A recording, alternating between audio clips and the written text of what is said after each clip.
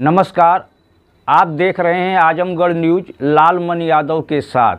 आज की कुछ खास खबरों पर एक नज़र डालते हैं। सबसे पहले भैया ये बताइए, आज आप अतरौलिया विधानसभा क्षेत्र में आए हैं, युवाओं का इतना भीड़ भी लगी है, क्या मकसद था अतरौलिया विधानसभा क्षेत्र में आने का और इसके बारे में? हमारा रूट लगा हुआ था, अभी हम जनसंपर्क यात्रा कर रहे हैं और इसी दौरान हमारा रात का स्टे यहाँ का रहा और यहाँ से हम लोग अब मूव करने वाले हैं गाज़ीपुर और बलिया के लिए।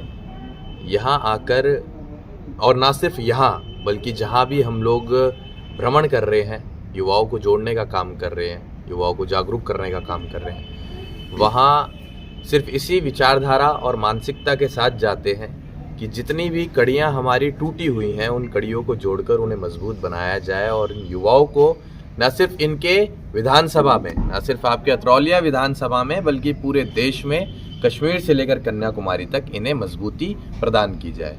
तो बहुत बड़ी लड़ाई है। इस लड़ाई के साथ अगर ये लोग हमारा साथ देते हैं तो फिर आगे आने वाले समय में हम इनको भरोसा दिलाते हैं कि ना सिर्फ ये उत्तर प्रदेश से अपना मुख्यमंत्री बनाएंगे बल्कि आगे आने वाले समय में ये अपना प्रधानमंत्री भी बना पाएंगे। पवई थाना में आपसे मिलकर एक सब इंस्पेक्टर को महंगा पड़ा जो पुलिस अधीक्षक ने उसको सस्पेंड कर दिया, इसके बारे में क्या कहना चाहिए? बड़े दुर्भाग्य की बात है कि उन्हें सस्पेंड कर दिया गया था, हालांकि वो अब बहाल हो चुके हैं। लेकिन आपको समझना पड़ेगा कि एक पुलिस वाला पूरे जीवन अपने सैल्यूट मारता रहता है अपने अधिकारियों को, कभी किसी नेता को। उसे ये नहीं पता होता, वो मासूम होता है, उसे नहीं पता होता कि जब वो देखता है कि बड़ा काफिला आ रहा है तो वो अचानक से उसका पैर और हाथ उठ जाता है। उसको क्या मालूम कि गाड़ी में कौन बैठा था कौन नहीं बैठा था।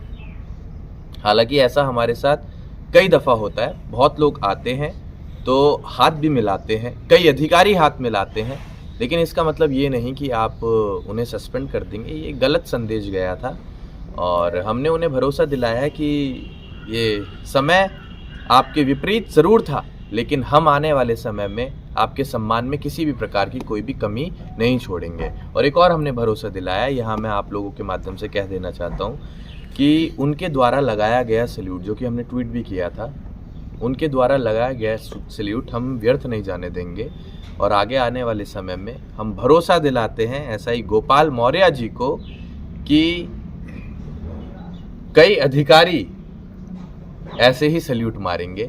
इतना हमें विश्वास है अपने काम पर, तो वो बिल्कुल भी ऐसा ना सोचें कि हमने किसी गलत आदमी को तो सैल्यूट नहीं मार दिया, क्योंकि बहुत लोगों ने इस चीज़ को भी चलाने का काम किया कि ये गुंडे को सैल्यूट मार रहे हैं। दाढ़ी रख लेने से कोई गुंडा थोड़े ना होता है। आप हमारे काम देखिएगा, आप हमें एक बार समझने का प्रयास कीजिएगा।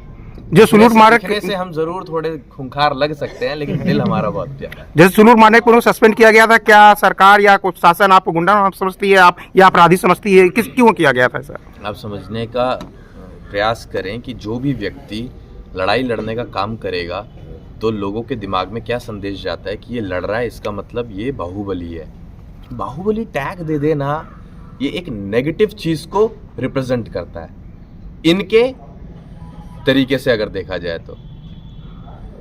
अगर हम अपनी ताकत का इस्तेमाल गरीबों को न्याय दिलाने में, इंसाफ दिलाने में, रोते हुए लोगों के आंसू पोंछने में, कमज़ोरों को ताकत देने के लिए, बेजुबानों को आवाज़ देने के लिए अगर उस ताकत का हम इस्तेमाल कर रहे हैं, तो आप एक बात बताइए, ये काम कोई गुंडा करेगा या वो आदमी करेगा जिसकी सोच बहुत बड़ी है और जिसका दिल बहुत बड़ा है। एक ये आप आई रेजिमेंट बनाने की मांग कर रहे हैं, इसके लिए आपको कितनी सफलता मिल सकती है?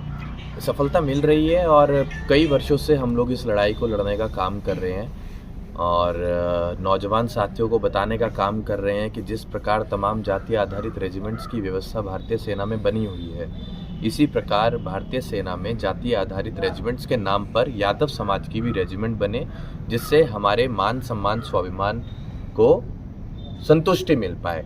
हमारे समाज से आप रिसेंटली देखेंगे, नव वर्ष के बाद ही आपको सुनने में आया होगा कि सबसे ज़्यादा, मैं तो अभी का बता रहा हूँ, मैं पिछले के आंकड़े नहीं बताऊँगा आपको, सबसे ज़्यादा देशभक्ति इस माँ भारती के लिए शहादत देने वालों की अगर आप बात करेंगे तो वो अभी यादव हैं।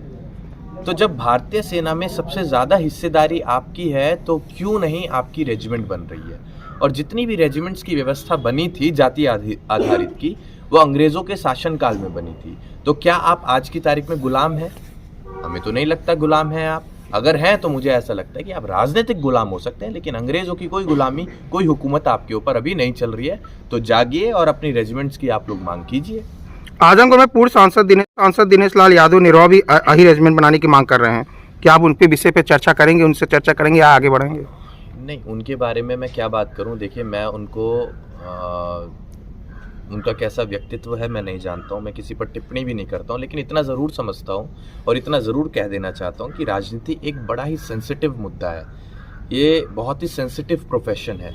यहाँ पर अगर कलाकारों को एंट्री मिलेगी तो ज़मीनी संघर्ष कौन करेगा? कलाकार कैमरे पर आकर आपको एंटरटेन ज़रूर कर सकते हैं, लेकिन जब बात आएगी आपके लोगों के लिए लड़ाई लड़ने की, न्याय की बात करने की, तो वो कलाकार फ्लॉप हो जाएगा, क्योंकि उसने कभी ज़मीन नहीं देखी होती है। तो नेता आप उसी को बनाएं जो ज़मीनी संघर्ष करते हैं और आप लोगों के सुख दुख का वो हिस्सा बनते हैं। अब कल को हम बन जाएं। और आज की तारीख में भाजपा बहुत कलाकारों को अपने पार्टी में इन्वॉल्व कर रही है, एंट्री दे रही है, क्योंकि उन्हें पता है कि कलाकार हमारी कभी बगावत करेगा नहीं, क्योंकि उसके पास उतना दिमाग है नहीं कि वो राजनीतिक बात कर पाए। हाँ, हमें चेहरे की ज़रूरत है, तो चेहरा हमें मिल जाएगा यहाँ से, उसके कुछ फॉलोवर्स होंगे, उसके चाहने वाले लोग होंगे, तो हमें वोट मिल जाएगा। वोट में कन्वर्ट करने का वो लोग प्रयास करते हैं कलाकारों को एंट्री देकर, लेकिन आपको समझना पड़ेगा कलाकार राजनीति नहीं कर पाएगा। आप कल को ये कहने लगे कि शाहरुख खान को, सलमान खान को हम चुनाव लड़वाएंगे।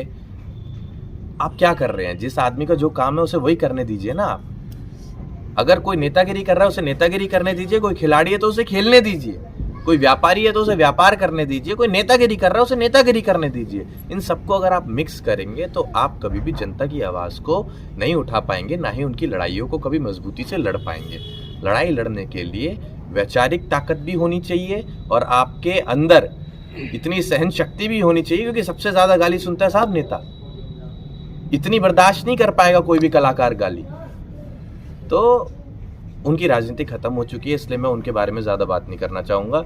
वो सिर्फ 2 साल के लिए आए थे और आपको भी पता है उपचुनाव कोई भी लड़े, एग्जिस्टिंग पार्टी अपनी तरफ खींच ही लेती है उस सीट को, तो उनको मैं नेता नहीं समझता। प्रदेश सरकार की कार्यशैली पे आपका क्या कहना है?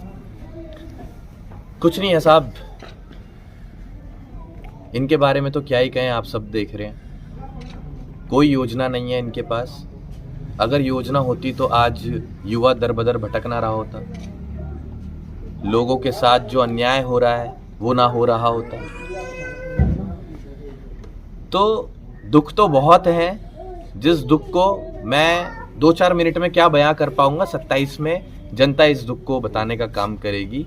जो भी लोग प्रताड़ित हैं, शोषित हैं, वंचित हैं, जिन्हें सताया गया है, वो खुद 27 में जवाब देंगे और वो बताएंगे आपको कि प्रदेश की कार्यशैली कैसी है मौजूदा सरकार की। आखिरी सवाल ये है कि क्या आप भविष्य में राजनीति में भी कदम रखेंगे? आप राजनीति आते ही आप किस पार्टी को पसंद करेंगे? नहीं, बिल्कुल रखेंगे। अगर राजनीति में ना आना होता तो फिर हम ऐसे ना भटक रहे होते। राजनीति में आना है साहब।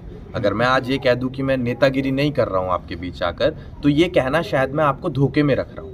ये कहना गलत होगा। मैं करना चाहता हूं, और जो भी युवा साथी राजनीति करना चाहता है वो करे, लेकिन भाव, ईमानदारी आपके अंदर होनी बहुत ज़रूरी है। अगर आपके अंदर ईमानदारी नहीं है तो राजनीति में आपकी कोई जगह नहीं है। और अक्सर लोग कहते हैं अच्छे लोग अगर राजनीति में नहीं आएंगे तो फिर बुरे लोग इस राजनीति को खराब कर देंगे। तो मैं तो ना अपने आप को अच्छा समझता हूँ ना बुरा समझता हूँ। काम करने आया हूँ, काम पसंद आएगा तो स्वीकार लेना। हाँ, राजनीति में मैं अपने आप को कहाँ तक देख रहा हूँ ये ज़रूर आपको बता सकता हूँ। मैं अपने आप को मुख्यमंत्री के तौर पे देख रहा हूँ, लेकिन उत्तर प्रदेश और बिहार में नहीं, इसके बाहर, क्योंकि यहाँ पर हमारे नेता बढ़िया काम कर रहे हैं। हम चाहेंगे कि इनको हम सपोर्ट करें, लेकिन इसके बाहर आप देखेंगे कि आने वाले समय में 10 साल लग जाएं, 20 साल लग जाएं, गगन यादव को आप मुख्यमंत्री के तौर पर देखने वाले हैं। ये मैं आपको कहकर जा रहा हूँ। और मैं उसी किस पार्टी जाने की संभावना? उसी हिसाब से आज की तारीख में काम कर रहा हूँ। सोच बड़ी है, काम बड़ा करना है, विजन बहुत बड़ा है, और इसी विजन और सोच के साथ मैं अपने साथियों को जोड़ना चाहता हूँ, इस मिशन के साथ जोड़ना चाहता हूँ और आगे आने वाले समय में इन्हीं लोगों की लड़ाइयों को लड़ने का मैं काम करूँगा। किस पार्टी के साथ जाना चाहेंगे? किस पार्टी, कौन सी पार्टी आपको अच्छी दूसरा लगती है? विषय रहेगा।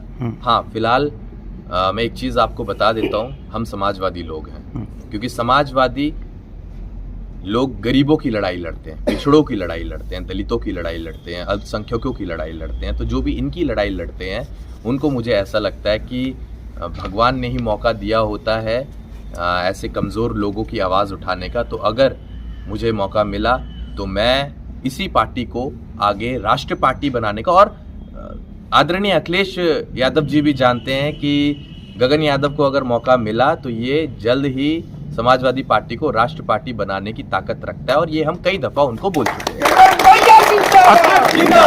अतरौलिया विधानसभा क्षेत्र में आप आए हुए हैं, युवाओं का जुनून लगा है, उनके लिए गगन यादव का क्या संदेश रहेगा, इसके बारे में?